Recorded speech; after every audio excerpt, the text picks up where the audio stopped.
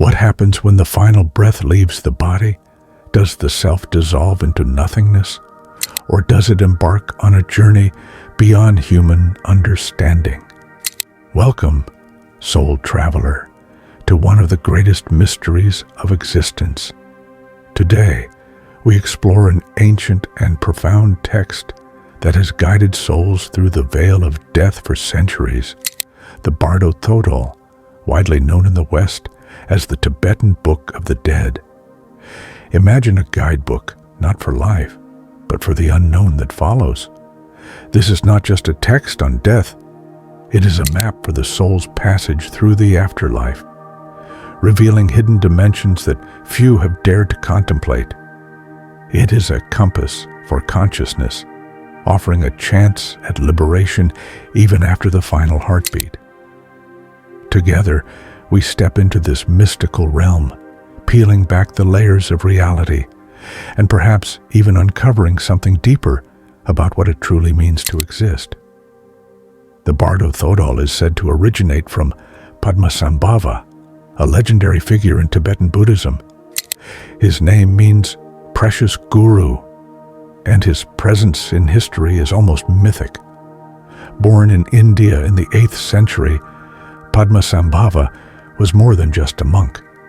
He was a master of the mind, a mystic who understood the nature of existence far beyond ordinary perception.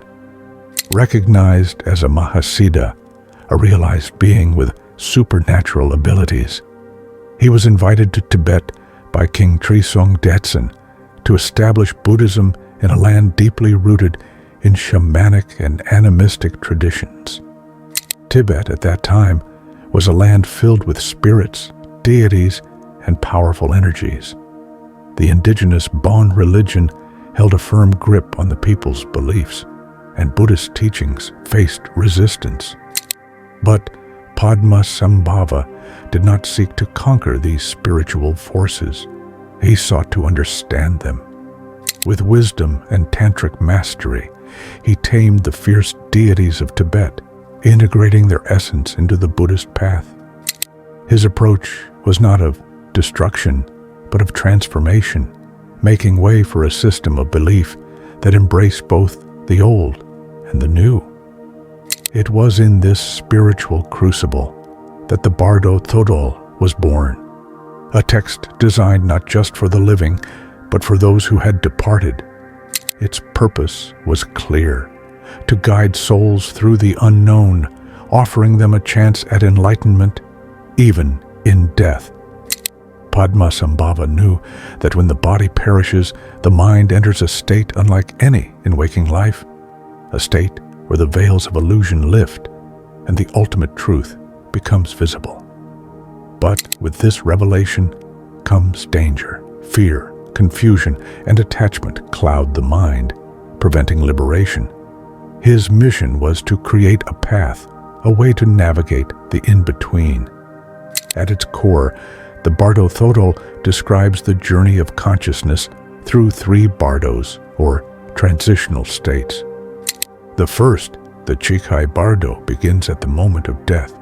Here, the physical body dissolves, and the soul is set free. As the last breath fades, a brilliant light appears, a vast, radiant presence that is beyond comprehension. This is the clear light, the very essence of existence, untainted and infinite. It is said that in this moment, should the soul recognize the light as its true nature, it will merge with it, achieving instant liberation. No more rebirth, no more suffering, only pure, boundless awareness. But the clear light is not easily embraced. For many, it is overwhelming, even terrifying. The mind, conditioned by lifetimes of attachment and fear, recoils from its brilliance. Instead of surrendering, it clings to familiar patterns, slipping away from the possibility of enlightenment. And so, the journey continues. The next stage, the Chonyid Bardo, is where the mind confronts itself in its purest form. Here, without the limits of a physical body, consciousness manifests its deepest fears, desires, and projections. the soul encounters radiant beings, figures of unimaginable beauty and wisdom. These are the peaceful deities, aspects of an enlightened mind, inviting the soul to awaken. Yet, for those unprepared, even this vision can be unsettling. The mind, instead of accepting these beings as its own higher nature, resists. And so, the visions shift. Wrathful deities appear, ferocious, monstrous forms, terrifying to behold. But these figures are not demons. They are mirrors. They reflect the soul's own suppressed fears, its buried rage, its karmic debts. The untrained mind does not recognize them as aspects of itself. And in terror, it flees from one vision to another, lost in a storm of its own creation. This is where the greatest challenge arises. If the soul can remember the teachings, if it can recognize that all it sees is but a projection of its own mind, it can break free. But if fear takes hold, the cycle continues. The soul remains trapped in illusion, drifting further from the chance of enlightenment. In life, we cling to identities, beliefs, and desires, never realizing they are transient. In death, this attachment becomes our greatest obstacle. The Chonyad Bardo is a test, one that determines whether the soul can see through its own illusions or remain ensnared in them. For those who fail to recognize the truth in this stage, the final Bardo arrives, the Sidpa Bardo, the realm of rebirth. Here, the soul is drawn toward a new existence, compelled by the forces of karma. The echoes of past choices shape the next life, pulling the soul toward a new body, a new set of circumstances. Visions of future parents appear, symbols of rebirth, drawing the consciousness back into the cycle of samsara, the endless wheel of birth, death, and rebirth. The pull is strong, almost irresistible. The lessons of past lives fade, and once again, the soul steps into a new world, carrying with it the imprints of all that came before. Yet even here, there is a final opportunity. The Bardo Thodol instructs that if one can remain aware, resisting the pull of unconscious rebirth, liberation is still possible. By seeing through the illusion of form and identity, the soul can break free, transcending the cycle entirely. The Tibetan Book of the Dead is not just a text about dying, it is a guide for the living. It reminds us that the mind is the architect of our reality, shaping not only our experiences in life, but also what follows after. Fear and attachment are not just obstacles in death. They dictate how we live. The practice of recognizing the transient nature of all things, of letting go, is not preparation for death. It is the key to true freedom in life. For those who seek understanding, the message is clear. Death is not the end. It is a doorway, an unveiling of the ultimate truth. Whether we step through it with awareness or remain bound by illusion is a choice that begins long before our final breath. And so, we are left with a question, one that echoes beyond the teachings of the Bardo Thodol. When the moment comes, when the light appears and the illusions fade, will we be ready? For those who are unprepared, the journey through the Bardos is one of confusion and grasping. The mind, having spent a lifetime believing in the solid reality of the physical world, finds itself adrift in a vast, dream-like landscape where thoughts become form and fears take shape. It is here, in the Sidpa Bardo, that the final test unfolds.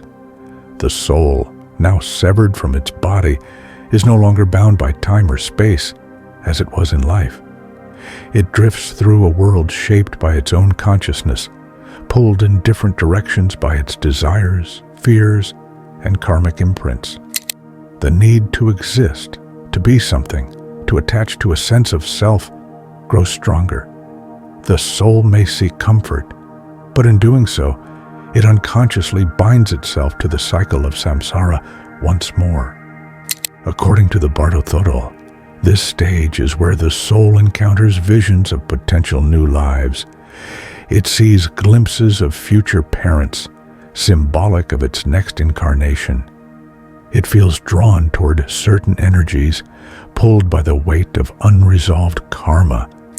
If the soul has cultivated attachment, longing, or fear, these emotions act as magnets, guiding it toward the circumstances that will define its next birth. The new body it inhabits will not be random. It will be a perfect reflection of the lessons it still needs to learn, the burdens it still carries. This is why Tibetan Buddhism teaches that one's final thoughts at the moment of death hold immense power. A mind steeped in fear will be reborn into conditions that amplify that fear. A mind full of attachment will return to a life filled with longing and dissatisfaction.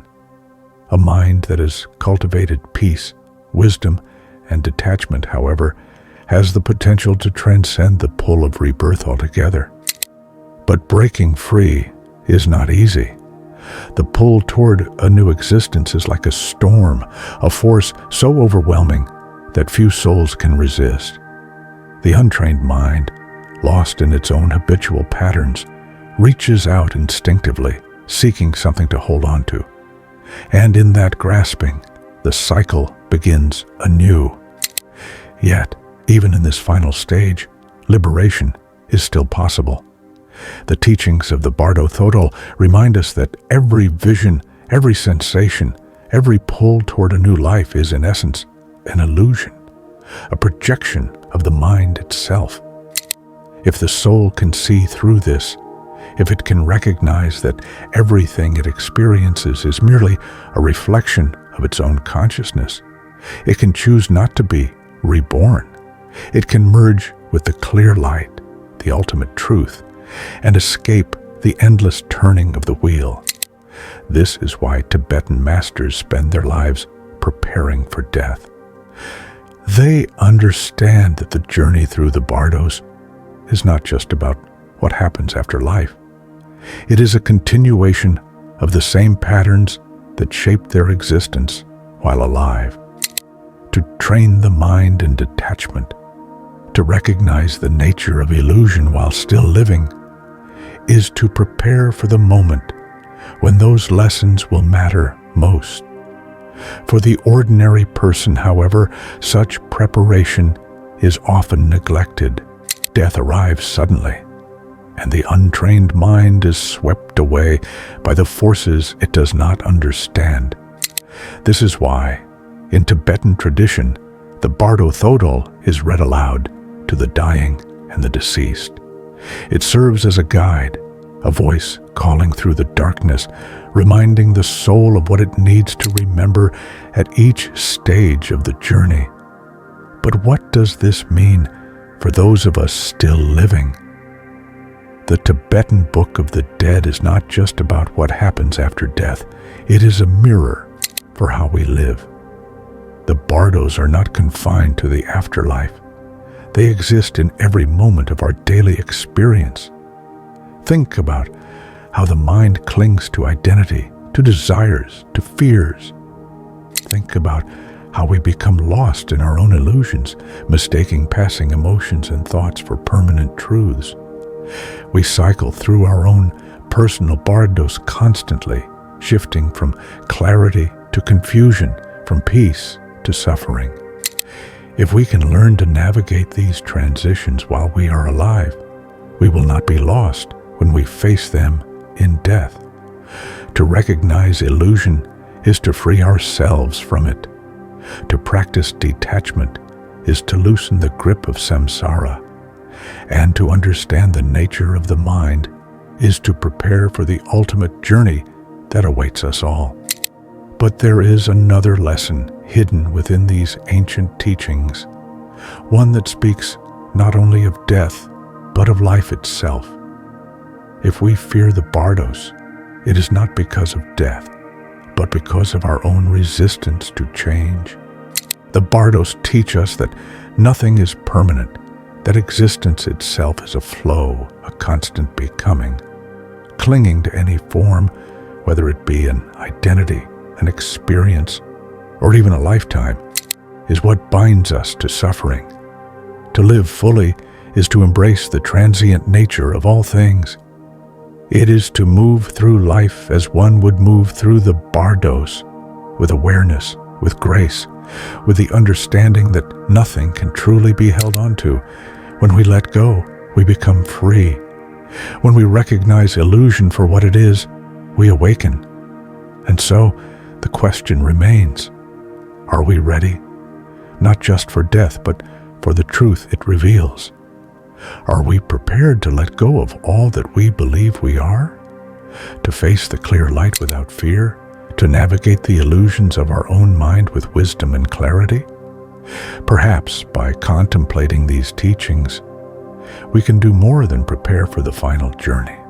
Perhaps we can learn here and now what it truly means to be alive.